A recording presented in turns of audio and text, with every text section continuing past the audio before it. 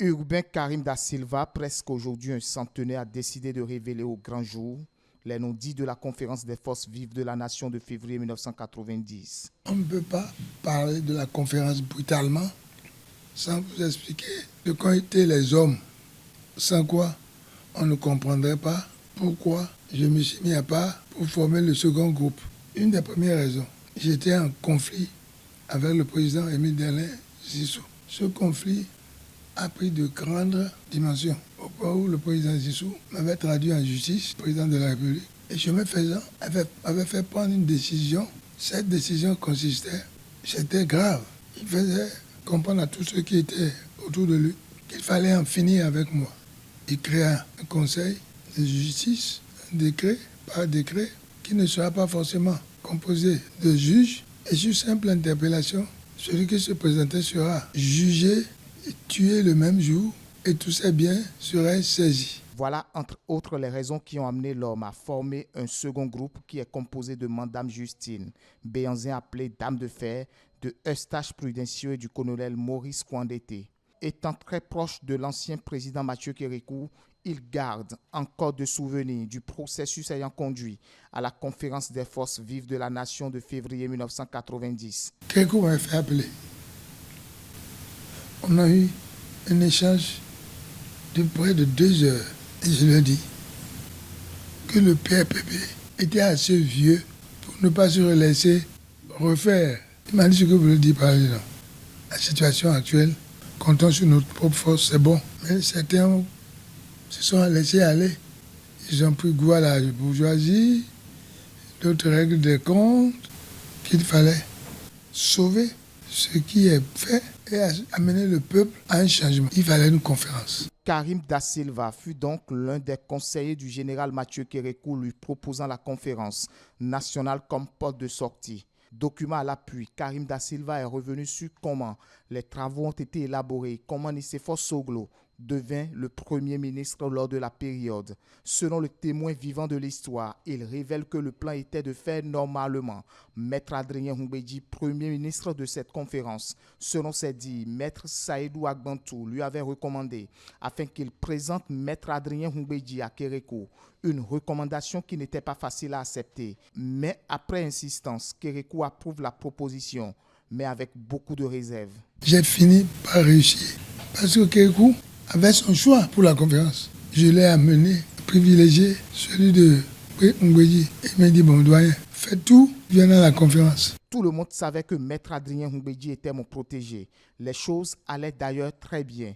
Une vérification que j'avais faite en faisant le point des différents accords obtenus et scellés nous garantissait un réservoir de voix au-dessus de 380 personnes sur les 493 délégués conviés à ce rendez-vous, explique le témoin vivant de la conférence. La veille du jour J, c'est-à-dire la veille du jour du choix du Premier ministre, poursuit-il, 9 tracts au moins avaient été distribués. Des tracts orduriers du genre Salas sur la vie privée de Maître Adrien Humbedji. Il faut rappeler, selon les explications de Karim Da Silva, que des petits groupes se sont formés pour les conciliabules. Le lendemain à 10h, le groupe se retrouvait dans la salle de l'hôtel PLM à Ledjo. Monseigneur De Souza ouvre les débats pour la désignation du Premier ministre. Maître Joseph Keke fut le premier à se lever pour proposer Nicéphore Soglo comme candidat de leur groupe. Les uns et les autres commençaient à donner les noms des autres candidats. Celui que nous avions désigné, fait savoir Karim Da Silva, s'était aussi levé pour proposer la candidature de Maître Adrien Humbedji. Malheureusement, leur candidat ne se trouve plus dans la salle. Son absence suscite des interrogations. Où est passé Adrien? Je me pose la question. Où est passé Adrien? Les gens, mais monsieur Da Silva, où est Poulain? Il est allé à l'Eldorado prendre un café.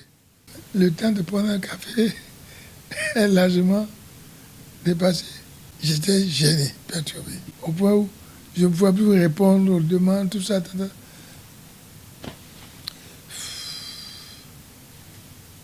Je sors, je vais dans la cour, je pose la question.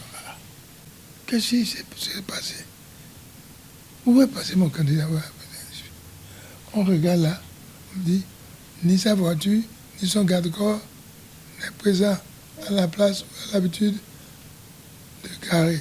Ah, Il faut attendre des minutes pour apercevoir celui normalement pressenti pour le poste de Premier ministre. Devant les délégués ce jour-là, Maître Adrien Humbedji surprend. c'est pour dire que oui, il n'est pas venu pour diviser les gens, qu'il voit que tout le match s'est porté sur Nicéphore Soglo, qu'il désiste pour Nicéphore Soglo. L'histoire retient que le patriarche Urbain Karim da Silva a battu un combat dans l'ombre pour qu'on arrive à la conférence nationale.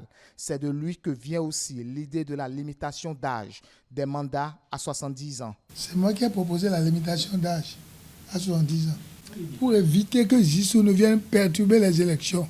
C'est un orateur excellent. Il sait que c'est moi, puis on se retrouve après, on dit que tu peux me regarder dans les yeux, puis il sait que c'est moi, c'est moi.